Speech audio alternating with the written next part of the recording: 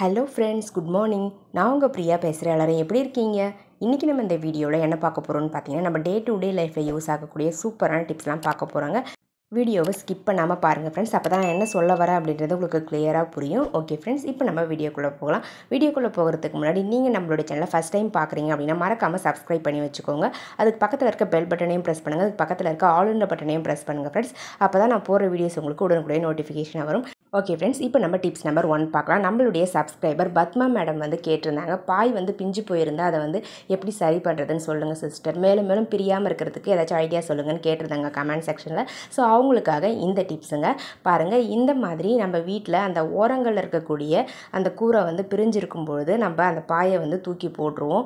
Use பண்ண முடியாது அப்படின்றதால தூக்கி போட்டுருவோம். ஸோ இந்த மாதிரி இருக்கக்கூடிய பாயை மேலும் மேலும் பிரிஞ்சு வராமல் இருக்கிறதுக்கும் இந்த பாயை ரீயூஸ் பண்ணுறதுக்கும் இந்த டிப்ஸ் ரொம்பவே யூஸ்ஃபுல்லாக இருக்குங்க. ஃபஸ்ட்டு நம்ம அதனுடைய ஓரங்களில் இருக்கக்கூடிய பிஞ்சு வந்திருக்க அந்த கோரையெல்லாம் தனியாக எடுத்துடணும். அதுக்கப்புறம் அந்த கயிறு பார்த்திங்கன்னா ஸ்ட்ரைட்டாக இழுத்து பிடிச்சிட்டு நம்மளுக்கு எந்த அளவுக்கு தேவையோ அந்த அளவுக்கு மட்டும் வச்சுட்டு எக்ஸ்ட்ரா இருக்கக்கூடிய அந்த கயிறை பார்த்திங்கன்னா நம்ம கட் பண்ணி ரிமூவ் பண்ணிடணுங்க. ரிமூவ் பண்ணிவிட்டு இப்போ நம்ம டைட்டாக கிட்ட இருக்க மாதிரி அந்த கோரைக்கு கிட்ட இருக்க மாதிரி அந்த முடியை போட்டு விட்டுக்கணும். ஸோ இந்த மாதிரி ஃபுல்லாகவே பார்த்திங்கன்னா நான் நாட் போடுற மாதிரி அந்த கயிறை பார்த்திங்கன்னா நாட் போட்டு எடுத்துக்கோங்க ஃப்ரெண்ட்ஸ். ஸோ இந்த மாதிரி போடும்பொழுது உங்களுக்கு லூஸாக இருக்கக்கூடிய அந்த பாய் அந்த கார்னர்ஸில் கரெக்டாக செட் ஆகிடும்.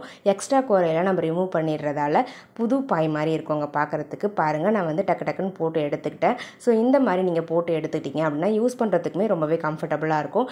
இந்த மாதிரி போட்டுட்டு இப்படியேவும் இதை நீங்கள் யூஸ் பண்ணிக்கலாம்.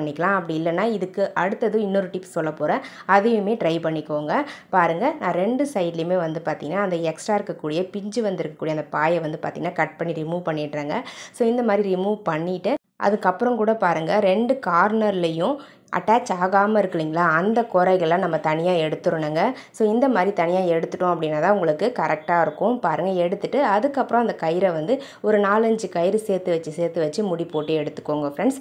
இப்போ நம்ம இந்த மாதிரி நாட்லாம் போட்டு முடித்த பிறகு பார்க்குறதுக்கு நீட்டாக இருக்கும் பாய். உங்களுக்கு புது பாய் மாதிரியே இருக்குங்க, பிஞ்சு போன பாய் மாதிரி இருக்கவே இருக்காது. பாருங்கள், இப்போ பாருங்கள் எவ்வளோ புதுசாக இருக்குது.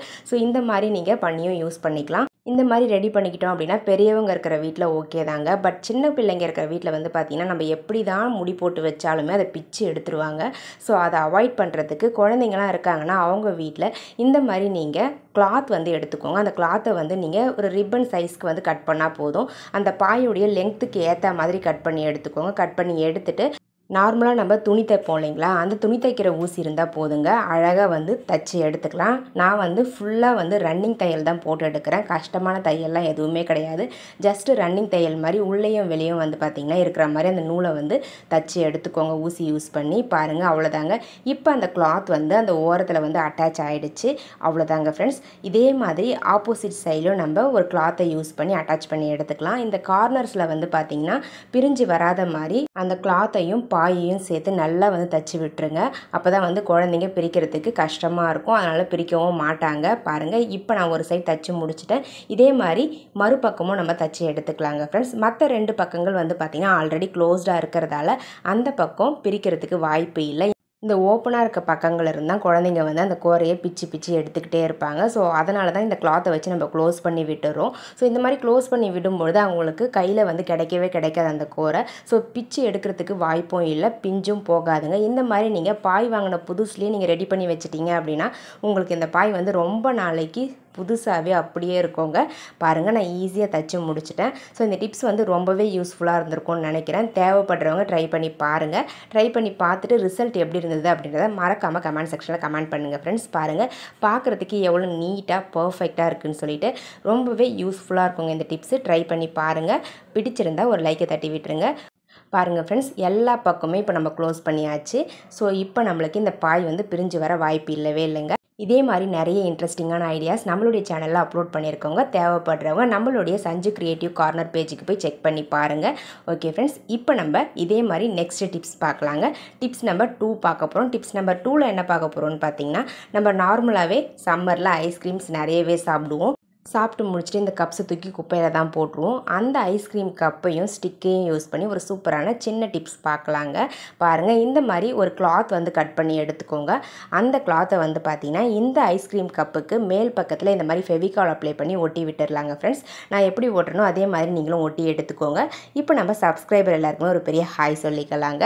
ஆர்கே செல்வி, ஜீவிதா கண்ணன், சத்யா கண்ணன், அன்னபூரணி, மோஹிதா ஸ்ரீ, சக்தி, ரித்திகா, மங்கை, ஹாப்பி லைஃப், தீனதயாளன், சண்முகம், லக்ஷ்மி, இன்பா, பத்மா, ஷர்மிளா, சித்ரா, ஜெய்ஷு, சுஜி, கனகவல்லி, சோலை, ஆனந்தன், இவங்க எல்லாருக்குமே ஒரு பெரிய ஹாய் சொல்லிக்கலாங்க ஃப்ரெண்ட்ஸ்.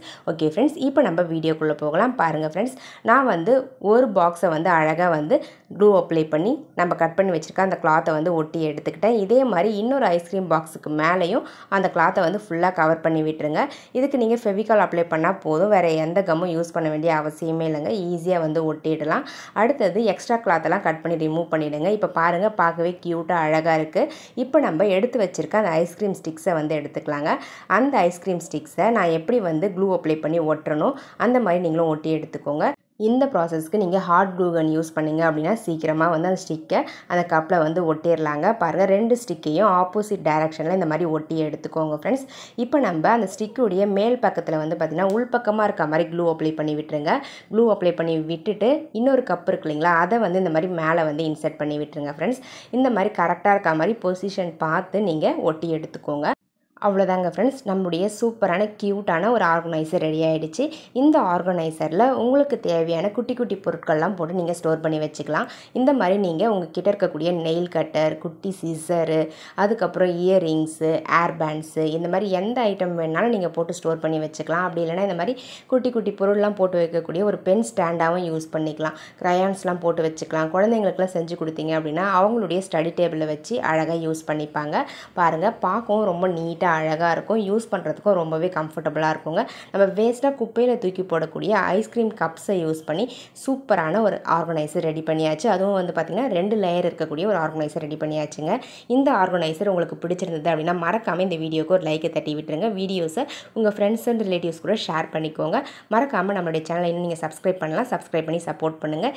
இப்போ நம்ம டிப்ஸ் நம்பர் 3 பார்க்க போகிறோம். டிப்ஸ் நம்பர் 3ல் என்ன பார்க்க போகிறோம்னு பார்த்தீங்கன்னா, நம்ம பூரிலாம் சப்பாத்திலாம் உருட்டணும் அப்படின்னா அந்த பூரி கட்டை வந்து பார்த்திங்கன்னா நம்ம அப்படியே எடுத்து வச்சுருவோம். கொஞ்ச நாள் வந்து யூஸ் பண்ணாமல் விட்டுட்டோம் அப்படின்னா அப்படியே அதுக்கு மேலே வந்து பார்த்திங்கன்னா காளான் பூத்த மாதிரி வந்துடும். ஸோ அதை அவாய்ட் பண்ணுறதுக்கு நம்ம பூரியோ சப்பாத்தியோ உருட்டுறோம் அப்படின்னா உருட்டி முடித்த பிறகு நீங்கள் இந்த மாதிரி லைட்டாக ஒரு கிளாத்தை வந்து ஆயில் வந்து எடுத்துக்கோங்க.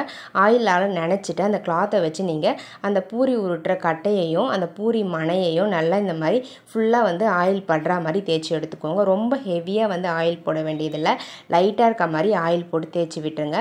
ஸோ இந்த மாதிரி நம்ம தேய்ச்சி வைக்கும்பொழுது இதுக்கு மேலே வந்து பார்த்திங்கன்னா காளான் பூக்காமல் இருக்குங்க. பாருங்கள், நான் வந்து ஃபஸ்ட்டு அந்த பூரி உருட்டுற கட்டையில் வந்து அப்ளை பண்ணி விட்டுட்டேன். அதுக்கப்புறம் அந்த பூரி உருட்டுற அந்த மணை இருக்கு இல்லைங்களா, அந்த மணையிலையுமே லைட்டாக ஆயில் அப்ளை பண்ணி விட்டுறேங்க.